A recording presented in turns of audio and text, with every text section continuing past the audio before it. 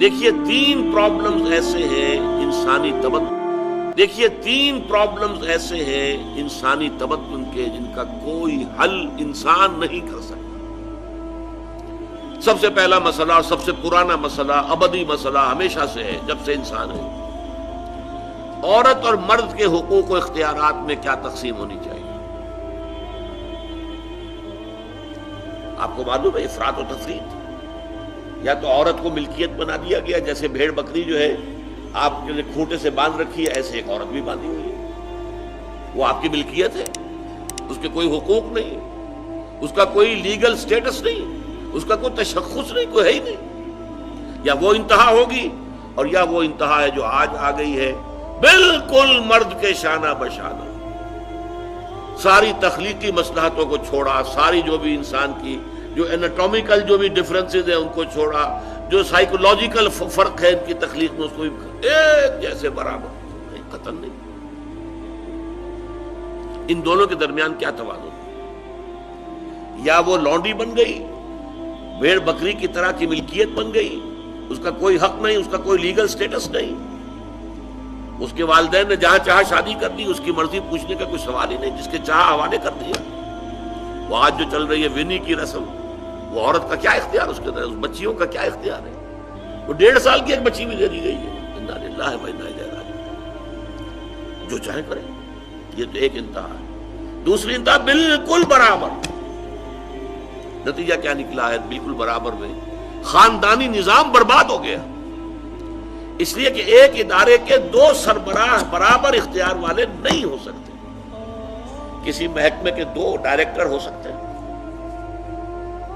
کسی فرم کے managing director 2 ہو سکتے ہیں، ڈائریکٹر 10 بنا لیں آپ، مینیجنگ ڈائریکٹر 1 ہو، کسی فرم کا چیئرمین 1 ہوگا، 2 نہیں ہو سکتے کسی بھی ادارے کے۔ اگر 2 بنا دیں گے فساد ہوگا، جھگڑا ہوگا، ان دونوں کے درمیان رسا کشی ہوگی۔ یہی تو ہمارا سب سے بڑا مسئلہ بنا ہوا ہے۔ پاکستان کا مسئلہ کیا ہے؟ ہم نے پارلیمانی نظام اختیار کیا ہوا ہے، انتہائی بیہودہ نظام، غیر منطقی نظام۔ آپ نے 2 بڑی بڑی سیٹس کریٹ کر دی، ایک ہیڈ آف دی اسٹیٹ ہے، ایک ہیڈ آف دی گورنمنٹ ہے۔ اب ان دونوں کے درمیان حقوق اور فرائض اور اختیارات کا کیا تقسیم ہوگی؟ ہو ہی نہیں سکتی۔ یا سارا کچھ صدر کے پاس جائے گا، اور وزیر اعظم جو ہے وہ جونیجو کی مانند وزیر اعظم بن جائے گا، یا سارا کچھ وزیر اعظم کے ہاتھ میں ہوگا، اور صدر جو ہے چودھری فضل الہی بن جائے گا، کہ جس کو وہاں ان کی دیواروں پر لکھا گیا تھا رہا کرو انہیں، چودھری فضل الہی کو رہا کرو، یہی ہوگا۔ تو ایک گھر کے 2 جو ہے 2 سربراہ نہیں، خاندانی ادارہ تباہ ہو چکا ہے۔ اور جیسے کہ یہ آپ کو کہاوت ہے کہ جس بلی کی دم کٹ جائے وہ چاہتی ہے کہ تمام بلیوں کی دمیں کٹ جائیں۔ یورپ میں، امریکہ میں برباد ہو گیا خاندانی ادارہ، آج وہ تلے ہوئے ہیں کہ مشرق میں اور خاص طور پر مسلمان ممالک میں ابھی اگر کچھ انٹیکٹ ہے یہ خاندانی ادارہ، کچھ خاندانی اقدار ہیں جو برقرار ہیں، کچھ والدین کی عزت اور عظمت اور کچھ ان کا احترام اور ادب اور خدمت کا مادہ ہے جو برقرار ہے۔ چاہتے ہیں کہ ختم ہو جائے، تباہ و برباد ہو جائے۔ والدین بوڑھے ہو گئے تو پھینکو ان کو اولڈ ایج ہاؤسز کے اندر، اولڈ ہاؤسز میں، گھر میں کائے کو رکھنا ہے؟ نوجوان جوڑا ہے، اس کے خامخواہ ان کی خواہشات اور ان کے معمولات میں بیچ میں آڑے آنا۔ بوڑھی ماں جو ہے بولے بغیر رہے گی نہیں، دنگا فساد ہوگا تو رکھو اس کو وہاں پر اولڈ ہاؤس کے اندر، اللہ نہ خیال۔ یہ ہے اصل میں مسئلہ۔ اب عورت اور مرد کے درمیان کیا توازن انسان نہیں سوچ سکتا۔ دیکھیے انسان یا مرد ہوگا یا عورت ہوگی۔ مرد سوچے گا تو وہ اپنے اعتبار سے سوچے گا، عورت کی نفسیات کیا ہے، عورت کے احساسات کیا ہیں، اس کو کیا پتا۔ عورت سوچے گی تو اپنے اعتبار سے سوچے گی، مرد کے احساسات کیا ہوتے ہیں، مرد کی نفسیات کیا ہوتی ہے، اسے کیا پتا۔ لہذا یا ادھر کا ہوگا یا ادھر کا معاملہ ہوگا۔ ایک ہی ذات دے سکتی ہے آپ کو نظام، جو مرد کی بھی خالق ہے، عورت کی بھی خالق ہے، اسی نے بنایا دونوں کو، اور دونوں ہی اس کے لیے اولاد کے مانند ہیں۔ یہ حدیث نبوی کا ترجمہ کر کے بتا رہا ہوں آپ کو۔ حضور نے فرمایا الخلق عیال اللہ، یہ خلق جو ہے مخلوق ہے، یہ اللہ کے کنبے کے مانند ہے، تو مرد بھی اللہ کے اس کنبے میں شامل ہے، عورتیں بھی شامل ہے۔ اس نے نظام دیا، شادی بیاہ کے یہ قوانین ہونے چاہیے، طلاق وغیرہ کا یہ مسئلہ ہونا چاہیے، یہ سارا ضابطہ جو دیا ہے وہ اس لیے دیا ہے کہ یہ انسان اپنے ذہن سے نہیں سوچ سکتا۔ آج تباہی آ گئی ہے مغرب کے اندر، شادی کرنا ہی نہیں چاہتے۔ وی آر لیونگ ٹوگیدر، شادی کریں گے تو نتیجہ پتہ کیا نکلتا ہے؟ آپ نے اپنی بیوی کو طلاق دی، سب سے پہلے تو یہ کہ آدھی پوری آپ کی جو ملکیت ہے اس کا آدھا حصہ دے دیجیے۔ نمبر 2، گھر اگر آپ کا اپنا ہے تو اس میں بیوی رہے گی، آپ نکل جائیے گا۔ کوئی مرد اس کو قبول کرنے کو تیار نہیں تو وہ شادی کرتا ہی نہیں۔ اور عورت کی ضرورت ہے، لہذا عورت بغیر شادی کیے بھی اس کے ساتھ رہتی ہے، بچے پیدا کرتی ہے، بٹ وداؤٹ میرج جو بچے پیدا ہو رہے ہیں حرامی بچے۔ تو پچھلے سال صدر کلنٹن نے کیا کہا تھا؟ اس کا جو اپنا خطاب تھا نیو ایئرز ڈے کا، وہ خطاب کیا تھا؟ ان قریب ہماری قوم، امریکن قوم کی اکثریت حرام زادوں پر مشتمل ہوگی۔ یہ حرام زادہ ترجمہ کیا ہے میں نے، بورن وداؤٹ ویڈ لاک، شادی کے بندھن کے بغیر پیدا ہونے والے، انہیں کو ہم حرامی کہتے ہیں، حرام زادے کہتے ہیں، اور کس کو کہتے ہیں؟ اچھا، دوسرا مسئلہ، پہلا مسئلہ تو یہی ہے، پرانا بہت ہے، قدیم ہے۔ دوسرا مسئلہ، ایک ریاست ہے، ایک نظام ہے، اس کے کچھ اختیارات اور حقوق ہونے چاہیے، ایک عوام ہے، ان کے کچھ اختیارات ہونے چاہیے۔ عوام چاہیں گے زیادہ سے زیادہ آزادی ہمیں ملے، ریاست چاہے گی زیادہ سے زیادہ اختیار ہمارے ہاتھ میں ہو۔ اب جو کچھ ہو رہا ہے ترمیمات کے ضمن میں، کیا ہو رہا ہے؟ ایک طرف جو ہے مشرف صاحب چاہتے ہیں زیادہ سے زیادہ اور طویل سے طویل میرا دور اقتدار ہو اور اختیارات جو ہے میرے ہاتھ میں آ جائیں، گھنٹہ گھر بن جاؤں میں فیصلہ بات کروں۔ ساری کوشش ان کی ہے، اور یہ ARD وغیرہ کیا کر رہی ہے؟ نہیں، حقوق عوام کے ہاتھ میں آنے چاہیے۔ اب اس میں بھی توازن کیا ہو؟ یا ٹوٹلیٹیرین سٹیٹ وجود میں آ جاتی ہے جو رشیا میں تھی، USSR میں تھی، عوام کے کوئی حقوق نہیں، no freedom of speech, no freedom of association, نہ تم اپنے خیالات کا اظہار کر سکتے ہو، نہ تم کو جماعت بنا سکتے ہو۔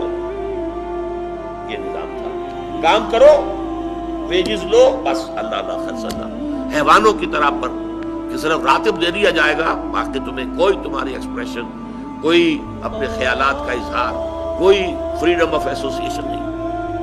امریکہ دوسری انتہا پر، مادر پدر آزاد، 2 مرد شادی کرنا چاہتے کر لیں، ایک مرد بیوی ہو جائے گا اور ایک مرد شوہر ہو جائے گا، لیگلی قانون کے نزدیک ریکگنائزڈ ہوگا۔ ایک آزادی کی وہ انتہا، گیز، ہومو سیکشولز، وہ وہاں جلوس نکالتے ہیں، بڑے ٹھاٹ سے نعرے لگاتے ہوئے گزرتے ہیں، وہ ہنستے ہیں، ہم لوگوں پر ہنستے ہیں، یہ پاگل ہو گئی ہے جو اس کو ہومو سیکشولیٹی کو بری شے سمجھتے ہیں۔ اور نیو یارک کا جو میئر ہے وہ لیڈ کرتا ہے پروفیشن، کیوں کرتا ہے؟ اسے اگلا بھی الیکشن لڑنا ہے، اور گیز کے ووٹس بہت ہیں، اس سے اندازہ کیجئے کہ کتنی پرسنٹیج وہاں گیز کی ہو چکی ہے، ہومو سیکشولز۔ یہاں تک کہ طے کر دیا گیا ہے مذہبی میدان میں بھی گیز کو اجازت ہے، وہ پادری بن سکتے ہیں، گیز ہے، ہومو سیکشولز ہیں، فطرت کے خلاف کام، کیا وہ آزادی ہے؟ تو کہاں ہے بیلنس؟ انسانی ذہن کے لیے ناممکن ہے اس بیلنس کا تلاش کرنا۔ نمبر 3، سرمایہ اور محنت،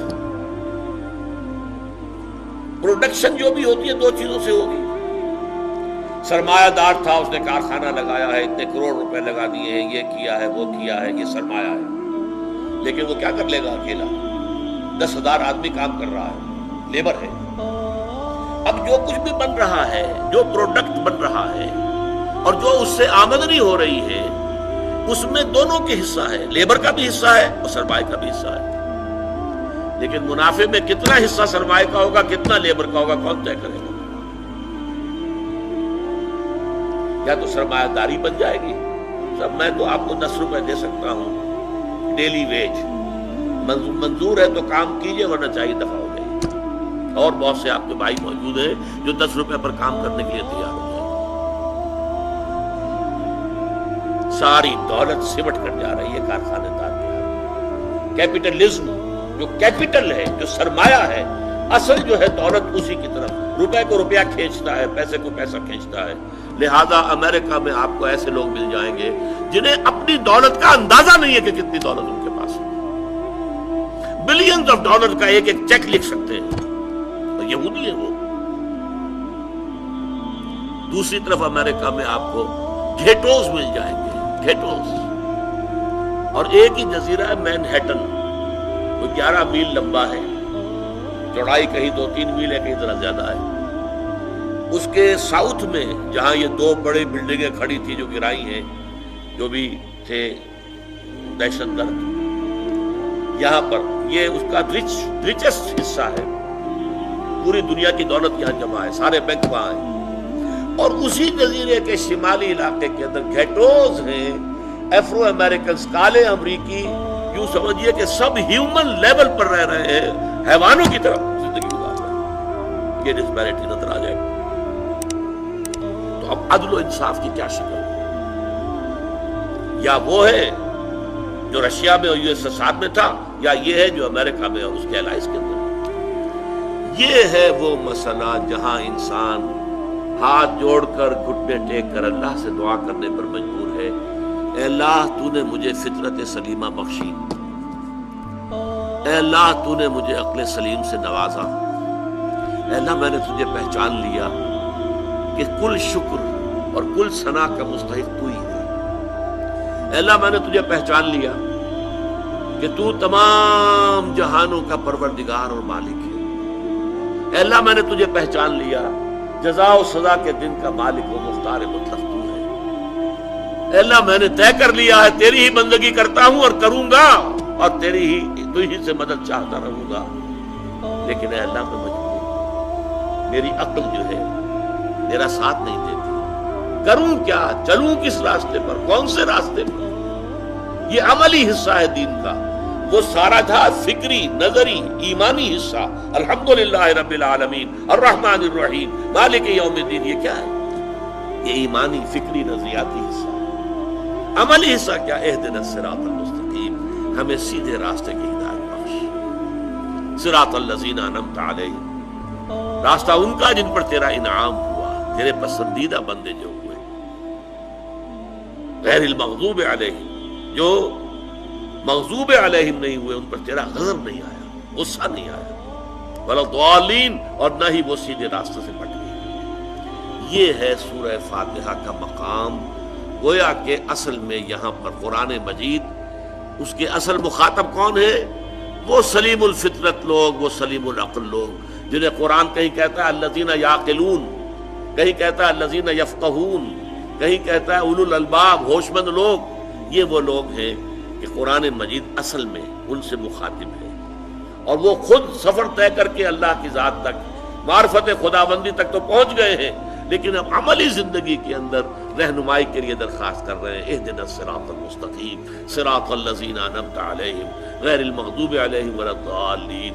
یہی وجہ ہے کہ فوراً سورہ بقرہ شروع ہوتی ہے، الف لام میم ذالک الکتاب لا ریب فیہ ھدی للمتقین، یہ ہدایت ہم تمہیں دے رہے ہیں۔ یہ قرآن جواب ہے اس دعا کا، اہدنا الصراط المستقیم صراط الذین انعمت علیہم غیر المغضوب علیہم ولا الضالین، آمین یا رب العالمین۔